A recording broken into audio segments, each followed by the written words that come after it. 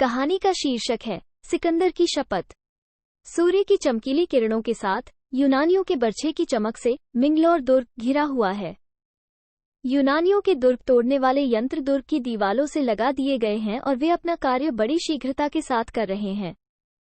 दुर्ग की दीवार का एक हिस्सा टूटा और यूनानियों की सेना उसी भग्न मार्ग से जेनाद करती हुई घुसने लगी, पर वो उसी समय पहाड़ से टकराए हुए समुद्र की तरह फिरा दी गई और भारतीय युवक वीरों की सेना उनका पीछा करती हुई दिखाई पड़ने लगी। सिकंदर उनके प्रचंड अस्त्रघात को रोकता पीछे हटने लगा। अफगानिस्तान में अश्वक वीरों के साथ भारतीय वीर कहां से आ गए? यह आशंका हो सकती है, किंतु पाठकगण, वे निमंत्रित होकर उनकी रक्षा के लिए सुदूर से आए हैं, जो कि संख्या में केवल 7,000 होने पर भी ग्रीकों की असंख्य सेना को बराबर पराजित कर रहे हैं। सिकंदर को उस सामान्य दुर्ग के अवरोध में 3 दिन व्यतीत हो गए। विजय की संभावना नहीं है। सिकंदर उदास होकर कैंप में लौट गया और सोचने लगा। सोचने की बात ही है। गाजा और पर्सिपोलिस आदि के विजेता को अफगानिस्तान के एक छोटे से दुर्ग के जीतने में इतना परिश्रम उठाकर भी सफलता मिलती नहीं दिखाई देती, उल्टे कई बार उसे अपमानित होना पड़ा। बैठे बैठे सिकंदर को बहुत देर हो गई। अंधकार फैलकर विश्व को छिपाने लगा, जैसे कोई कपटाचारी अपनी मंत्रणा को छिपाता हो। केवल कभी कभी 2-1 उल्लू उस भीषण रणभूमि में अपने भयावह शब्द को सुना देते हैं। सिकंदर ने सीटी देकर कुछ इंगित किया। एक वीर पुरुष सामने दिखाई पड़ा। सिकंदर ने उससे कुछ गुप्त बातें की और वो चला गया। अंधकार घनीभूत हो जाने पर सिकंदर भी उसी ओर उठकर चला, जिधर वो पहला सैनिक जा चुका था। दुर्ग के उस भाग में, जो टूट चुका था, बहुत शीघ्रता से काम लगा हुआ था, जो बहुत शीघ्र कल की लड़ाई के लिए प्रस्तुत कर दिया गया और सब लोग विश्राम करने के लिए चले गए। केवल एक मनुष्य उसी स्थान पर प्रकाश डालकर कुछ देख रहा है। वो मनुष्य कभी तो खड़ा रहता है और कभी अपना प्रकाश फैलाने वाली मशाल को लिए हुए दूसरी ओर चला जाता है। उस समय उस घोर अंधकार में वो उस भयावह दुर्ग की प्रकांड छाया और भी स्पष्ट हो जाती है। उसी छाया में छिपा हुआ सिकंदर खड़ा है। उसके हाथ में धनुष और बाण है, उसके सब अस्त्र उसके पास हैं।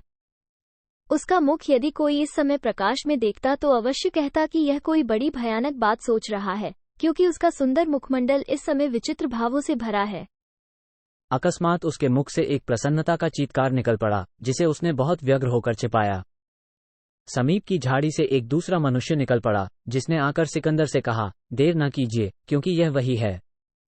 सिकंदर ने धनुष को ठीक करके एक विषमय बाण उस पर छोड़ा और उसे उसी दुर्ग पर टहलते हुए मनुष्य की ओर लक्ष्य करके छोड़ा। लक्ष्य ठीक था, वह मनुष्य लुढ़ककर नीचे आ रहा। सिकंदर और उसके साथी ने झट जाकर उसे उठा लिया, किंतु उसके चीत्कार से दुर्ग पर का एक प्रहरी झुककर देखने लगा। उसने प्रकाश डालकर पूछा, कौन है? उत्तर मिला, मैं दुर्ग से नीचे गिर पड़ा हूँ। प्रहरी ने कहा, घबराइए मत, मैं डोरी लटकाता हूँ। डोरी बहुत जल्द लटका दी गई। अफगान वेशधारी सिकंदर उसके सहारे ऊपर चढ़ गया। ऊपर जाकर सिकंदर ने उस प्रहरी को भी नीचे गिरा दिया, जिसे उसके साथी ने मार डाला और उसका वेश आप लेकर उस सीढ़ी से ऊपर चढ़ गया। जाने के पहले उसने अपनी छोटी सी सेना को भी उसी जगह बुला लिया और धीरे धीरे उसी रस्सी की सीढ़ी से वे सब ऊपर पहुंचा दिए गए। दुर्ग के प्रकोष्ठ में सरदार की सुंदर पत्नी बैठी थी। मदिरा विलोल दृष्टि से कभी दर्पण में अपना सुंदर मुख और कभी अपने नवीन नील वसन को देख रही है। उसका मुख लालसा की मदिरा से चमक चमक कर उसकी ही आंखों में चकाचौंध पैदा कर रहा है। अकस्मात, प्यारे सरदार कहकर वो चौंक पड़ी, पर उसकी प्रसन्नता उसी क्षण बदल गई, जब उसने सरदार के वेश में दूसरे को देखा। सिकंदर का मानुषिक सौंदर्य कुछ कम नहीं था। अबला हृदय को और भी दुर्बल बना देने के लिए वो पर्याप्त था। वे एक दूसरे को निर्निमेष दृष्टि से देखने लगे, पर अफगान रमणी की शिथिलता देर तक न रही। उसने हृदय के सारे बल को एकत्र करके पूछा, तुम कौन हो? उत्तर मिला, शहंशाह सिकंदर। रमणी ने पूछा, यह वस्त्र किस तरह मिला? सिकंदर ने कहा, सरदार को मार डालने से। रमणी के मुख से चीत्कार के साथ ही निकल पड़ा, क्या सरदार मारा गया? सिकंदर, हाँ, अब वो इस लोक में नहीं है। रमणी ने अपना मुख दोनों हाथों से ढक लिया, पर उसी क्षण उसके हाथ में एक चमचमाता हुआ छुरा दिखाई देने लगा। सिकंदर घुटने के बल बैठ गया और बोला, सुंदरी, एक जीव के लिए तुम्हारी 2 तलवारें बहुत थीं, फिर तीसरी की क्या आवश्यकता है? रमणी की दृढ़ता हट गई और न जाने क्यों उसके हाथ का छुरा छिटककर गिर पड़ा। वह भी घुटनों के बल बैठ गई। सिकंदर ने उसका हाथ पकड़कर उसे उठाया। अब उसने देखा कि सिकंदर अकेला नहीं है, उसके बहुत से सैनिक दुर्ग पर दिखाई दे रहे हैं। रमणी ने अपना हृदय दृढ़ किया और संदूक खोलकर एक जवाहरात का डिब्बा ले आकर सिकंदर के आगे रखा। सिकंदर ने उसे देखकर कहा, मुझे इसकी आवश्यकता नहीं है, दुर्ग पर मेरा अधिकार हो गया, इतना ही बहुत है। दुर्ग के सिपाही ये देखकर कि शत्रु भीतर आ गया है, अस्त्र लेकर मारपीट करने पर तैयार हो गए, पर सरदार पत्नी ने उन्हें मना किया, क्योंकि उसे बतला दिया गया था कि सिकंदर की विजय वाहिनी दुर्ग के द्वार पर खड़ी है। सिकंदर ने कहा, तुम घबराओ मत, जिस तरह से तुम्हारी इच्छा होगी उसी प्रकार संधि के नियम बनाए जाएंगे। अच्छा, मैं जाता हूँ। अब सिकंदर को थोड़ी दूर तक सरदार पत्नी पहुंचा गई। सिकंदर थोड़ी सेना छोड़कर आप अपने शिविर में चला गया। संधि हो गई। सरदार पत्नी ने स्वीकार कर लिया कि दुर्ग सिकंदर के अधीन होगा।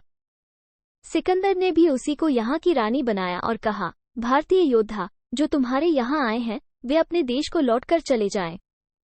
मैं उनके जाने में किसी प्रकार की बाधा न डालूंगा। सब बातें शपथपूर्वक स्वीकार कर ली गईं।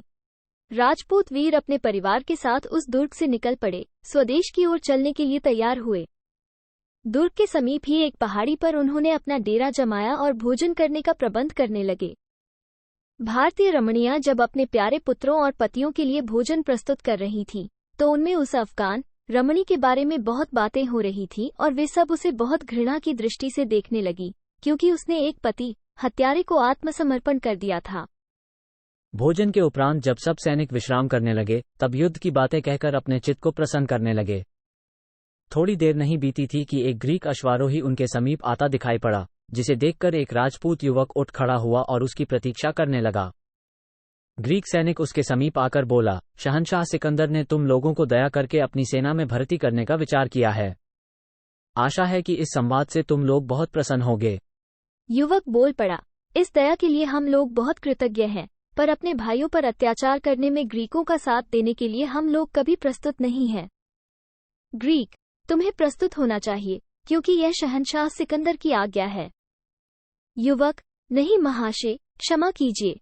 हम लोग आशा करते हैं कि संधि के अनुसार हम लोग अपने देश को शांतिपूर्वक लौट जाएंगे, इसमें बाधा न डाली जाएगी। ग्रीक, क्या तुम लोग इस बात पर दृढ़ हो? एक बार और विचार कर उत्तर दो, क्योंकि उसी उत्तर पर तुम लोगों का जीवन मरण निर्भर होगा। इस पर कुछ राजपूतों ने संवेद स्वर से कहा, हाँ हाँ, हम अपनी बात पर दृढ़ हैं, किंतु सरदार, जिसने देवताओं के नाम से शपथ ली है, अपनी शपथ को न भूलेगा। ग्रीक, सिकंदर ऐसा मूर्ख नहीं है कि आए हुए शत्रुओं को और दृढ़ होने का अवकाश दे। अस्तु, अब तुम लोग मरने के लिए तैयार हो। इतना कहकर वो ग्रीक अपने घोड़े को घुमाकर सीटी मारने लगा, जिसे सुनकर अगणित ग्रीक सेना उन थोड़े से हिंदुओं पर टूट पड़ी। इतिहास इस बात का साक्षी है कि उन्होंने प्राणपण से युद्ध किया और जब तक कि उनमें एक भी बचा, बराबर लड़ता गया। क्यों न हो, जब उनकी प्यारी स्त्रियां उन्हें अस्त्रहीन देखकर तलवार देती थीं और हंसती हुई अपने प्यारे पतियों की युद्ध क्रिया देखती थीं। रणचंडियां भी अकर्मण्य न रहीं, जीवन देकर अपना धर्म रखा। ग्रीकों की तलवारों ने उनके बच्चों को भी रोने न दिया, क्योंकि पिशाच सैनिकों के हाथों सभी मारे गए। अज्ञात स्थान में निराश्र होकर उन सब वीरों ने प्राण दिए। भारतीय लोग उनका नाम नहीं जानते,